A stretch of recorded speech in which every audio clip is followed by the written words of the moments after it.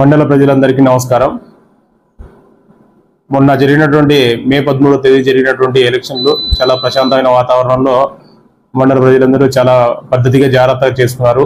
అదేవిధంగా రాబో 9 రోజుల్లో జూన్ 4వ తేదీ జరగబోవు ఎలక్షన్ కౌంటింగ్ మరియు రిజల్ట్ రోజు అదే విధమైనటువంటి స్ఫూర్తిని ప్రదర్శిస్తూ కొద్దిపాటి సమన్వయం మరియు సమయస్ఫూర్తితో ఎలాంటి విశేషాలు లేకుండా ఎలాంటి గొడవలు లేకుండా మండలంలో ప్రతి ఒక్కరూ ప్రశాంతమైన వాతావరణంలో ఉండాలని, అలాగే పోలీస్ డిపార్ట్మెంట్ రాయశ్రీ మా ఎస్పీ గారు మా డిఎస్పీ గారు ఉత్తర్వుల మేరకు మేము సమస్యాత్మకమైనటువంటి గ్రామాలలో పోలీస్ కవాతు నిర్వహిస్తూ కార్డన్ సర్చ్లు మరియు నిర్వహిస్తూ మీటింగ్లు కూడా పెడుతున్నాము. మీటింగ్లో కూడా ఎక్కడికెక్కడ గ్రామస్తులకు చెప్తున్నాము. ఇప్పటి వరకు దుర్గా హొన్నూరులో మరియు దేవగిరి గోవిందవాడ బొమ్మన హాల్లో ఫ్లాగ్ మార్చెస్ ఎక్కువగా చేశాము. మీటింగ్లు కూడా పెట్టాము.